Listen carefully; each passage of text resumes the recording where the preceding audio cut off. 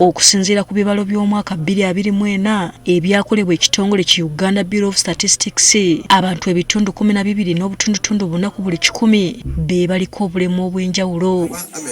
Kyokka bangi ku bano basanga okusomoozebwa kw'ebbula ly'emirimu olw'ekikula kyabwe.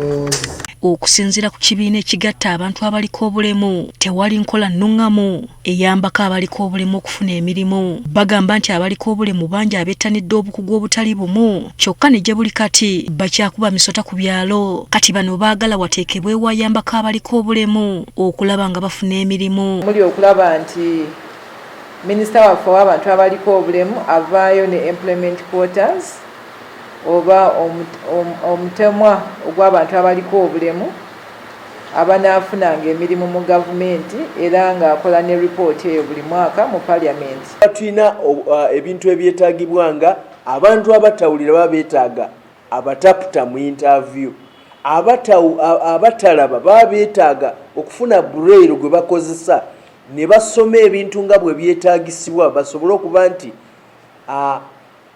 bavuganya kyenkanyi n'abantu abatalina bulemu okusobola okufuna emirimu. Richard Yangero nga ye ssentebe w'ekibiina ekigatta bamuzibe akubidde gavumenti omulanga okukyusa etteeka ku biyiiye okusobozesa okufuna ebitabo ebisomesebwa abaliko obulemu. Government can change the copyright law so that people can get a textbook, put it in braille, put it in audio, put it in a large print for disabled. UNAP can do the same thing. Instead of running around somebody to go and beg, can we print your book? N'ebimu ku bintu bye bakozesa bagamba bya bbeeyi nnyo nga bangi tebabisobola ekiviiriddeko omuwendo gw'abayizi abaliko obulemu abagwa ebigezo by'akamalirizo okweyongera. This job access software is $1,000. It's not cheap. This can only be fitted in 3 computers.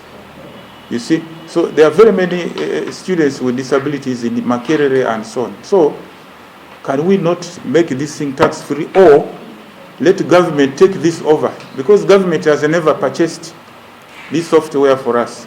Tusaba nti ministries ez'enjawulo ne departments eza government eziba zeekomiitinze ziteekewo omutemwa gwa ssente ogugenda okulaba nti commitments zino zikoleddwako. Kuba this is a big gap also. Nti buli lwe tugendayo batugamba nti budget tewali ate mu plan tetwakiteekamu. Kino we kijjidde ng'ensi yonna yeetegekera olukuŋŋaana lw'abaliko obulemu olugenda okuyindira mu kibuga Berlin ekya German ng'ennaku z'omwezi 2 ne 3 omwezi ogujja.